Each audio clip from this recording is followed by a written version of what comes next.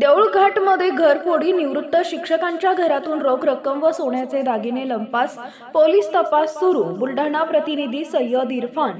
देऊळघाट बुलढाणा ग्रामीण पोलीस ठाण्याच्या हद्दीत देऊळघाट परिसरात एक धक्कादायक घरफोडीची घटना उघडकीस आली आहे. किओम खान शौकत खान वय वर्ष 62, व्यवसायानं सेवानिवृत्त शिक्षक यांच्या राहत्या घरात चोरट्यांनी मोठी चोरी केली आहे. फिर्यादी कुटुंबासह बाहेरगावी गेलेले असताना दिनांक 10 डिसेंबर रोजी रात्री 10 वाजल्यापासून ते 11 डिसेंबर दुपारी 12 वाजे दरम्यान अज्ञात चोरट्यांनी घराचं कुलूप तोडून आत प्रवेश केला.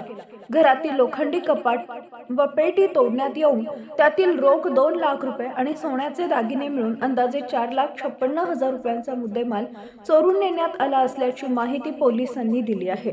या प्रकरणी कलम 331(3), 331(4), 305 BNS अंतर्गत गुन्हा क्रमांक 437/2025 नोंद करण्यात आला असून पुढील तपास पोलीस उपनिरीक्षक सुरेश मोरे यांच्याकडे सोपवण्यात आला आहे. देऊळघाट परिसरात या घटनेनंतर नागरिकांमध्ये भीतीचं वातावरण निर्माण झालं आहे.